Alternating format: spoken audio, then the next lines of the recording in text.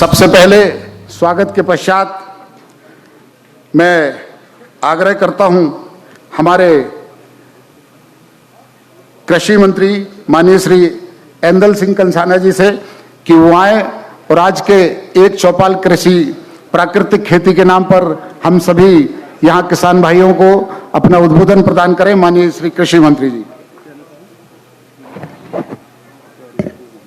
आज के इस जबलपुर के प्राकृतिक खेती समारोह के मुख्य अतिथि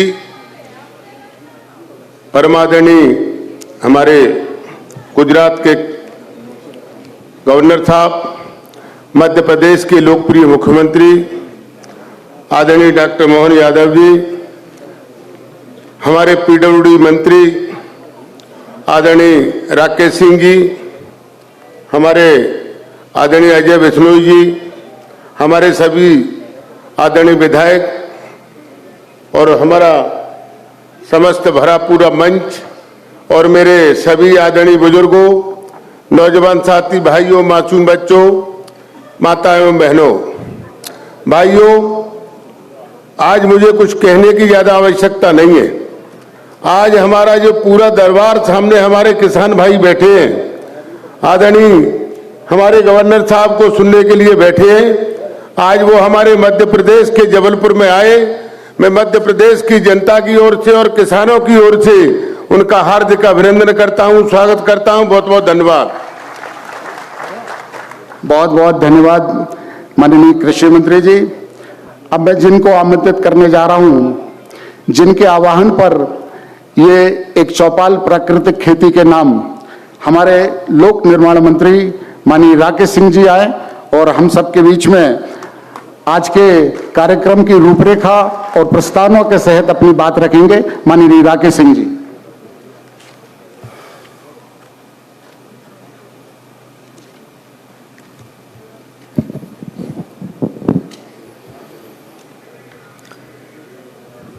बोलिए भारत माता की, नर्मदा मैया की, बलदाऊ जी की।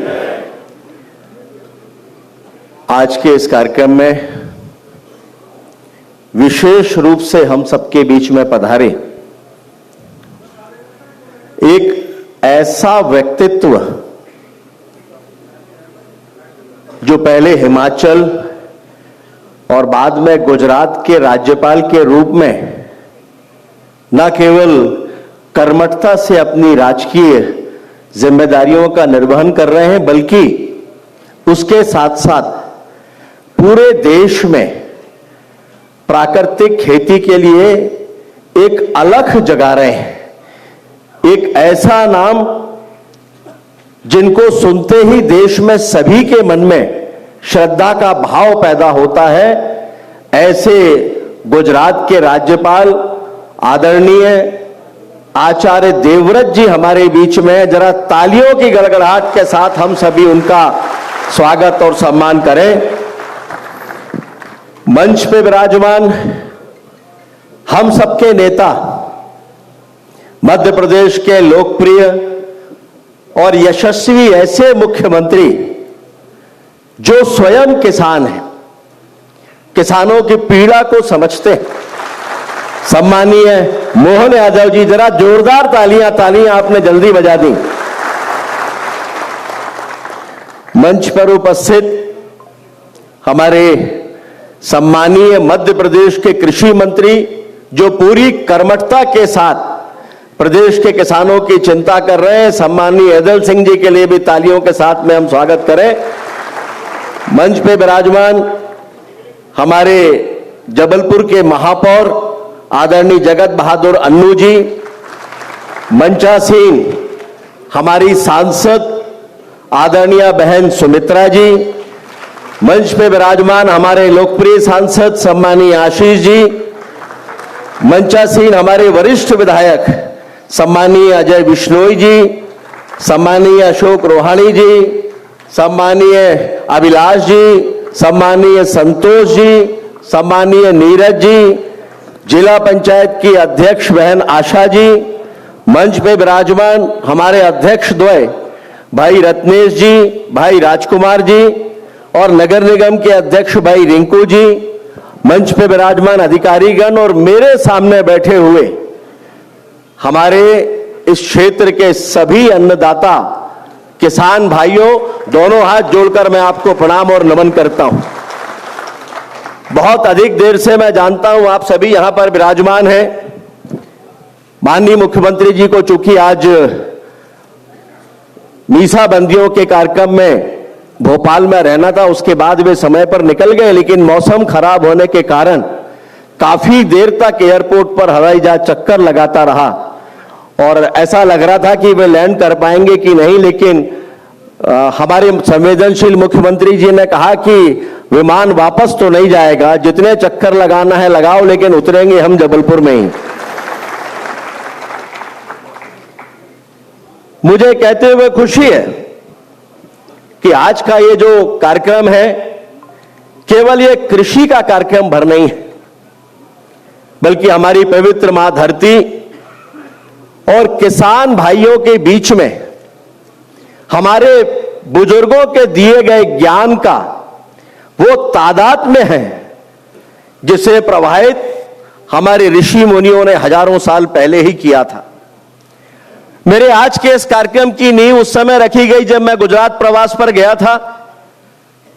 मैं आदरणीय राज्यपाल जी से जब मिलने के लिए गया और जब वहां उनसे बात हुई तो मुझे लगा कि जैसे कोई साधक प्रकृति के साथ में संवाद कर रहा है और जिस गंभीरता के साथ में उन्होंने प्राकृतिक खेती के बारे में जानकारियां दी, मुझे लगा कि वर्षों पहले मैंने जैविक खेती पर यहां एक कार्यक्रम किया था। शायद उस समय पर मैं आचार्य जी से मिला होता तो वो प्राकृतिक खेती का ही कार्यक्रम होता, लेकिन उसी दिन ये तय कर लिया था कि प्राकृतिक खेती के लिए हम उन्हें आमंत्रित करेंगे और वे उसके बाद जबलपुर में पधारे। मैं हृदय की गहराइयों से उनके प्रति आभार प्रकट करता हूं। माननीय मुख्यमंत्री जी, उनका भी मैं आभारी इसलिए हूं कि यह उनकी उपस्थिति केवल कोई राजकीय उपस्थिति नहीं है, बल्कि यह प्रतिबद्धता है मध्य प्रदेश के किसान भाइयों के लिए, उनके भविष्य के लिए और आने वाली पीढ़ियों के लिए और आने वाले कल के भारत के लिए। माननीय प्रधानमंत्री जी ने लाल किले की प्राचीर से जब आह्वान किया था प्राकृतिक कृषि को लेकर, तब उस समय लोगों को लगता था कि यह कोई नई बात है, यह हमारी संस्कृति का हिस्सा है। और आज देश में 5 लाख से ज्यादा किसान प्राकृतिक खेती को अपना चुके हैं और हमें यह कहते हुए खुशी है कि इसी संकल्प को आगे बढ़ाने का काम आदरणीय आचार्य देवव्रत जी कर रहे हैं। हिमालय के पहाड़ों से लेकर और गुजरात के मैदानों तक प्राकृतिक खेती के बारे में न केवल वो जानकारी दे रहे हैं, बल्कि बड़ी संख्या में किसान प्रेरित होकर उसको अपना रहे हैं। मैंने आप सबके बैग में एक पुस्तक रखी है, आचार्य देवव्रत जी की लिखी हुई पुस्तक है। यह पुस्तक कोई सामान्य पुस्तक नहीं है, यह ज्ञान कोश है। यह वो ज्ञान है जो हजारों साल पहले हमारे ऋषि मुनियों ने हमको दिया था। उसका एक छोटा सा उदाहरण मैं आपके सामने रखना चाहता हूं। उसी पुस्तक से मैंने पेज नंबर 37 से लिया है, जिसमें लिखा है कि जंगल के पेड़ को यूरिया कौन देता है, कीटनाशक का छिड़काव कौन करता है, उन्हें पानी कौन देता है, लेकिन जब समय आता है तब पेड़ फल से लद जाते हैं। जंगल के पेड़ के किसी भी पत्ते को तोड़ लीजिए और लैब में टेस्ट करा लीजिए, एक भी तत्व की कमी नहीं मिलती। जंगल में जो नियम काम करता है वही हमारे खेत में करना चाहिए और यही है प्राकृतिक कृषि और प्राकृतिक कृषि का सिद्धांत। भारत में यह विचार कोई नया नहीं है। भारत सुजलाम सुफलाम था, यह कृषि विज्ञान की दृष्टि से उन्नत देश रहा है। इतिहास कहता है कि 9000 साल पहले भारत में जब अखंड भारत था, तब बलूचिस्तान को वहां के क्षेत्र में इस बात के प्रमाण मिले कि वहां बहुत उन्नत तरीके से खेती हुआ करती थी। और उसके पीछे कारण था, जो हमारे पुरखे थे वो जानते थे कि पंच महाभूतों का महत्व क्या है।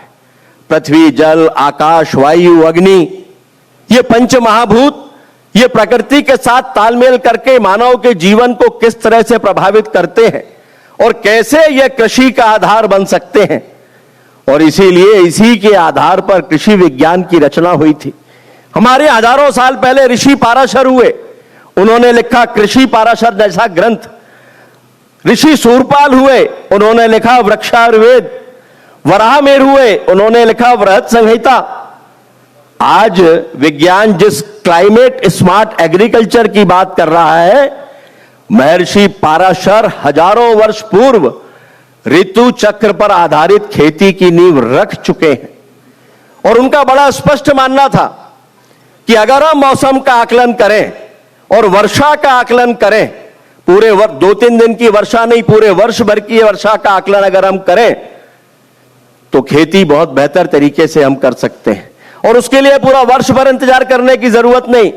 उन्होंने कहा था पौष के महीने में यानी पूस के महीने में केवल 30 दिन की जो हवा की गति है और उसकी दिशा, उसके आधार पर पूरे वर्ष भर की बारिश का पैटर्न हम विकसित कर सकते हैं। एक दिन में 24 घंटे, 30 दिन में 720 घंटे, और इन 720 घंटों को 60 से बांट दो तो 12 हिस्से होते हैं। इन 12 हिस्सों को 12 महीने मान लो और 60-60 घंटे की जो हवा की गति है उसकी दिशा का अध्ययन कर लिया जाए और उसकी दशा का अध्ययन कर लिया जाए तो पूरे वर्ष भर का बारिश का पैटर्न बन जाता है।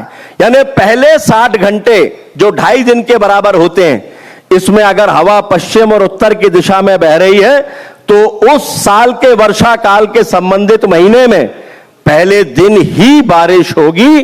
कितना अद्भुत था ये हमारा कृषि विज्ञान। और ये कपोल कल्पना नहीं है, इस पर प्रयोग हो चुके हैं और वैज्ञानिकों ने प्रयोग करके ये मान लिया है कि ये विज्ञान उस जमाने में उन्नत था, आज से बेहतर था और आज भी उसके आधार पर वर्षा के पैटर्न को विकसित किया जा सकता है। कहने के लिए बहुत कुछ है लेकिन समय बीत चुका है। हमें ज्ञान की बहुत सी बातें मिलेंगी लेकिन निर्णय हमारा है। मैंने वर्षों पहले जब जैविक खेती पर एक कार्यक्रम किया था तो एक ही आग्रह किया था, कुछ करिए या ना करिए, कम से कम अपने खाने के लिए अपनी खेती उस पे तय कर लीजिए कि अपनी खेती के लिए, अपने घर के लिए आप अनाज पैदा करेंगे। कुछ समय बीतने के बाद मैंने कोशिश की थी कि कुछ अनाज जैविक मिल जाए लेकिन संभव नहीं हो सका। बाद में ध्यान में आया कि उसकी कई कठिनाइयां हैं, लेकिन प्राकृतिक खेती को लेकर कोई कठिनाइयां नहीं है। अब निर्णय हमारा है। एक विकल्प है पुराना रास्ता यानी कर्ज का, जहर का, बीमारी का, और दूसरा है वो मार्ग जो महर्षि पाराशर से होते हुए देश के माननीय प्रधानमंत्री आचार्य देवव्रत जी और हमारे मुख्यमंत्री जी के माध्यम से हम सब तक आ रहा है। निर्णय हमें करना है। एक छोटे सी बात के साथ मैं अपनी बात समाप्त कर रहा हूं। अभी 3 दिन पहले जबलपुर के कुछ किसान जो प्राकृतिक खेती करते हैं उनके साथ मैं बैठा था, उनसे बातचीत कर रहा था। मैंने उनसे कहा कि कुछ वर्ग ऐसे हैं समाज में जो खेती बहुत उन्नत तरीके से करते हैं। उन्होंने धीरे से कहा कि हां, और उनमें से कुछ में कैंसर जैसा रोग बहुत तेजी के साथ फैल रहा है। मुझे आश्चर्य हुआ। कल हमारे एक कार्यकर्ता का फोन आया, मैंने यही बात उसको दोहराई। थोड़ी देर के विराम के बाद उन्होंने लंबी सांस लेते हुए कहा कि भाई साहब, मेरे गांव में 12 कैंसर पेशेंट हैं और 12 के 12 उसी वर्ग से संबंधित हैं जो खेती को बहुत अत्याधुनिक तरीके से करते हैं। अब मुझे नहीं मालूम इसके कोई प्रमाण होंगे नहीं होंगे, हम इसको प्रमाणित भी नहीं कर सकते, लेकिन चिंता का विषय तो ये हम सभी के लिए है कि आने वाली पीढ़ियों के लिए हम क्या छोड़कर जाना चाहते हैं। बहुत बड़ी संख्या में सभागार के बाहर भी एलईडी स्क्रीन के माध्यम से किसान भाई इसे सुन रहे हैं। मैं उनका भी आभार प्रकट करता हूं और यहां पर बैठे हुए किसान भाइयों के प्रति आभार प्रकट करते हुए विशेष रूप से मैं माननीय राज्यपाल महोदय और मध्य प्रदेश के संवेदनशील मुख्यमंत्री जी के प्रति आभार प्रकट करता हूं। बहुत बहुत धन्यवाद। भारत माता की जय। बहुत बहुत धन्यवाद माननीय राकेश सिंह जी। आपने हर समय उन विषयों को छुआ है जिसकी आवश्यकता समाज को रही है। निश्चित तौर से आज ही एक चौपाल प्रकृति के नाम ये विषय भी ऐसा है जिसकी अत्यंत आवश्यकता आज समाज को जागरूक करने की है। मुझे लगता है कि आपने जल रक्षा के माध्यम से एक बहुत बड़ा आंदोलन और जल स्रोतों की रक्षा के लिए भी आपने किया था, जिसमें तालाब की सफाई और जल बावड़ियां जो हमारे जिले में हैं उनके भी साफ सफाई का कार्य सभी समाज के वर्गों को लेकर किया था, जिसमें माननीय प्रधानमंत्री जी ने ट्वीट के माध्यम से इस कार्य की सराहना भी की थी। और माननीय मुख्यमंत्री जी जो यहाँ पर बैठे हैं, मुझे जल मंदिर में जाकर उन्होंने आचमन भी उसमें किया था। तो मैं आपके इन सभी कार्यों के लिए यहाँ पर उपस्थित समस्त किसानों की ओर से आपका अभिनंदन करता हूँ। शिक्षा, स्वास्थ्य और संस्कार जिनके जीवन का उद्देश्य और लक्ष्य है, जिन्होंने जन्म से ही संस्कार का पान करके जीवन में उसे दृढ़ता से निभाया है, ऐसे श्री आचार्य देवव्रत जी हिंदी और इतिहास में स्नातक और स्नातकोत्तर हुए हैं। पौष्टिक संतुलित आहार, नियमित श्रम, व्यायाम और खेलकूद तथा प्राकृतिक चिकित्सा से स्वास्थ्य जीवन के समर्थक श्री आचार्य देवव्रत जी योग विज्ञान में डिप्लोमा रखते हैं। नैतिकता, मूल्यों और आत्मनिर्भरता के साथ श्रेष्ठता प्रदान करने वाली शिक्षा के समर्थक श्री आचार्य देवव्रत जी ने 3 बार डॉक्टरेट की उपाधि प्राप्त की है। नेचुरोपैथी, योगिक साइंस और डॉक्टरेट श्री आचार्य देवव्रत जी को हरियाणा की कुरुक्षेत्र यूनिवर्सिटी से डॉक्टर ऑफ लिटरेचर और पंजाब की डीवी यूनिवर्सिटी से डॉक्टर ऑफ फिलॉसफी की मानक उपाधि से सम्मानित किया गया है। प्रधानाचार्य के रूप में लगातार 35 वर्षों तक कठिन परिश्रम करके गुरुकुल क्षेत्र को आज राष्ट्र की अद्वितीय शिक्षण संस्था की पहचान देने वाले श्री आचार्य देवव्रत जी वैदिक दर्शन, राष्ट्रीयवादी चिंतन, नैतिक मूल्य और योगिक जीवन शैली के समर्थक हैं।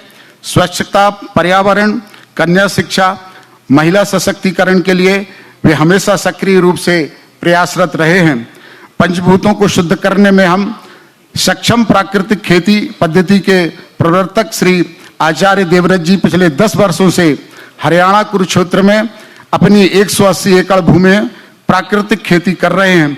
केवल गुजरात में ही नहीं, पूरे भारत में किसानों से मिलकर स्वयं प्राकृतिक खेती का प्रशिक्षण दे रहे हैं।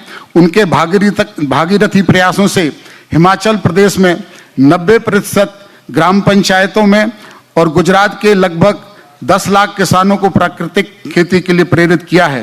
पहले हिमाचल प्रदेश और अब गुजरात में गवर्नर के रूप में कार्यकाल के दौरान नागरिकों के हृदय में, जनमानस में सिद्धांतवादी, अनुशासित, निष्पक्ष, न्याय प्रेमी, परिश्रमी और हमेशा मानवीय दृष्टिकोण दिखाने वाले विद्वान राजपुरुष की अमिट छाप छोड़ने वाले परम आदरणीय श्री आचार्य देवव्रत जी गुजरात विद्यापीठ एवं राज्य की अन्य विश्वविद्यालयों के कुलपति के रूप में सच्चे आचार्य हैं और राष्ट्र के प्रति किसान को प्राकृतिक खेती कराने वाले सच्चे भीष्म आर्थिक देवव्रत हैं। मैं आग्रह करता हूं माननीय राज्यपाल जी से कि वो हम सबका यहाँ पर मार्गदर्शन करें।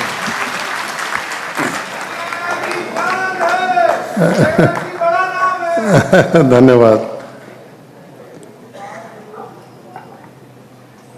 मध्य प्रदेश के बहुत ही लोकप्रिय मुख्यमंत्री आदरणीय डॉक्टर मोहन यादव जी, मध्य प्रदेश के लोकप्रिय लोक निर्माण मंत्री एवं जबलपुर के विधायक आदरणीय श्री राकेश सिंह जी, माननीय श्री एदल सिंह कंसाना जी कृषि मंत्री मध्य प्रदेश, माननीय जगत बहादुर सिंह अन्नू जी महापौर जबलपुर, आदरणीय श्रीमती आशा गोटिया जी जबलपुर जिला पंचायत अध्यक्ष, आदरणीय श्री रिंकूज विज जी जबलपुर नगर निगम अध्यक्ष आदरणीय श्रीमती सुमित्रा वाल्मीकि जी, राज्यसभा सांसद आदरणीय आशीष दुबे जी, लोकसभा सांसद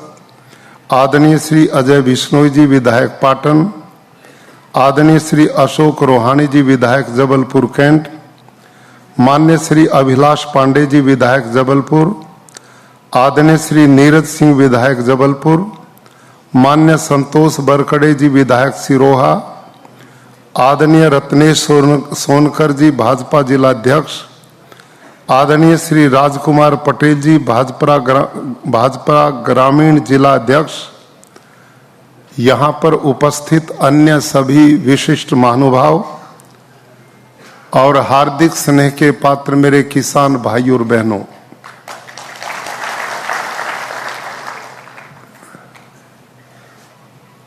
आज मैं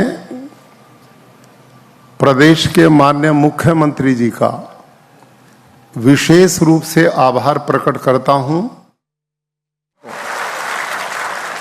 जो प्राकृतिक खेती के आधार पर लाते हैं उनको वैसा महत्व मिले, उनको अलग से ये कठिनाई नहीं आए। नेता अजय सिंह जी, हमारे अजय बिश्नोई जी, इस अवसर पर जगत बहादुर जी, हमारी राज्यसभा की माननीय सांसद वाल्मीकि बहन जी, यहाँ हमारे सांसद आशीष दुबे जी, हमारे माननीय विधायक अशोक रोहाणी जी और आप सब, ये एक एक करके सही बात है, जितनी अच्छी सरलता से आपने समझाया भाई साहब, हमको तो ऐसा लग रहा था कि अब और ये चलती रहे।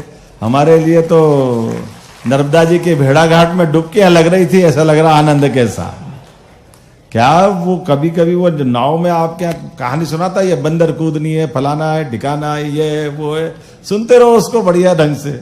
लेकिन ये जो आपने अंदर की बात एक एक करके सिद्ध करके जो बताई, गाय के गोबर से जीवामृत जो बनाने की प्रक्रिया बताई, सच मानो मैं भी बहुत सारे सत्र में गया आया, भगवान जाने कैसे समझाते हैं, और कौन समझता वो भी समझा के खुश और अपन भी खुश, ना उसको पल्ले पड़ी ना हमारे पल्ले पड़ी, बात खत्म हो गई।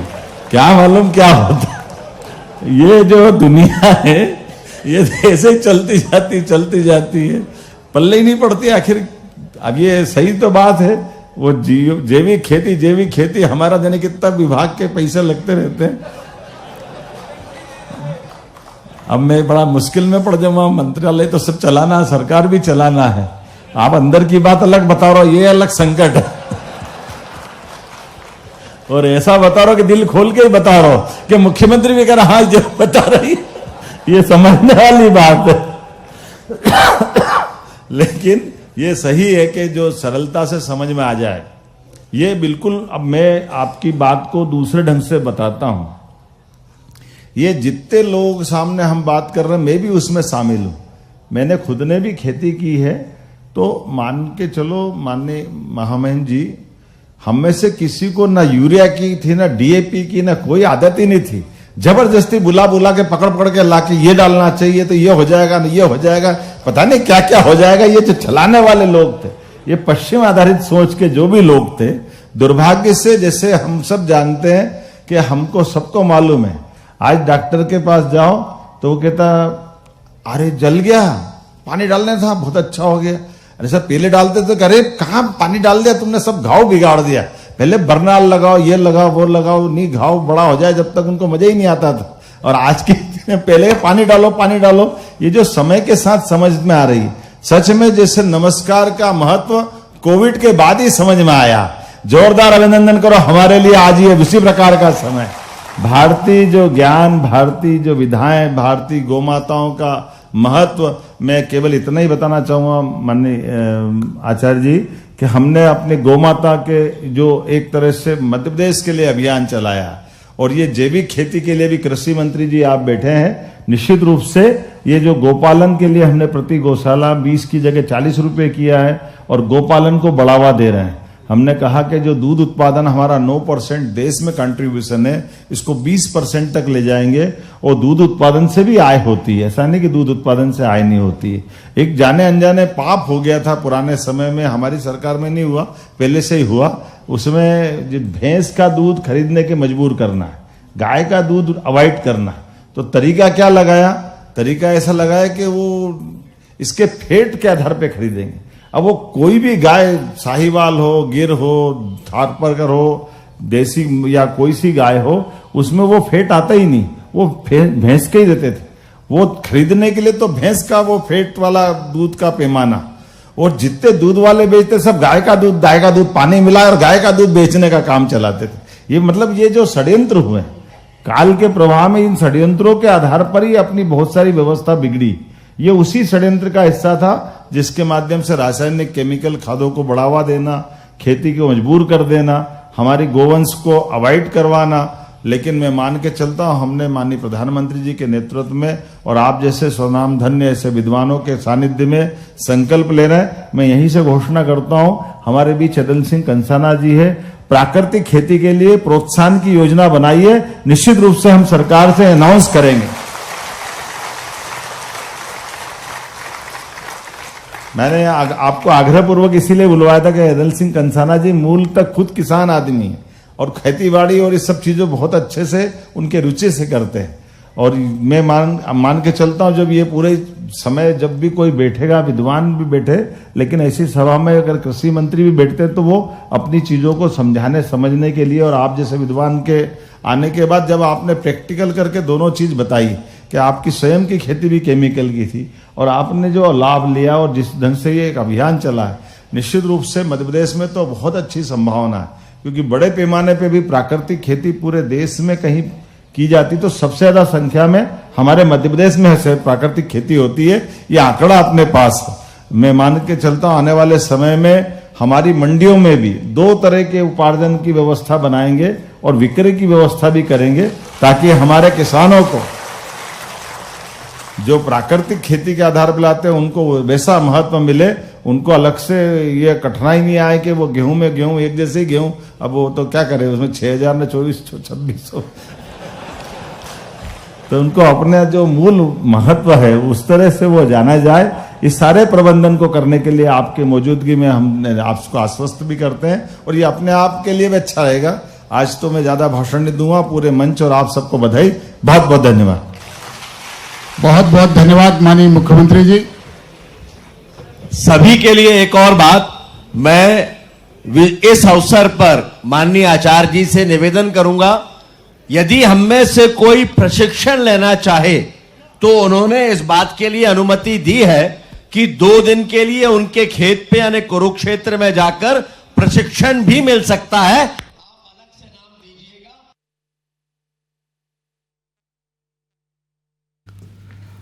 जबलपुर में यह खास कार्यक्रम प्राकृतिक खेती चौपाल कार्यक्रम में मुख्यमंत्री डॉक्टर मोहन यादव, राज्यपाल, तमाम जो कैबिनेट मंत्री हैं, स्थानीय नेता हैं मौजूद हैं और किस तरह से प्राकृतिक खेती को बढ़ावा देने के लिए सरकार योजनाओं को ला रही है जनता के बीच, इन तमाम बातों का जिक्र मुख्यमंत्री कर रहे थे। और एक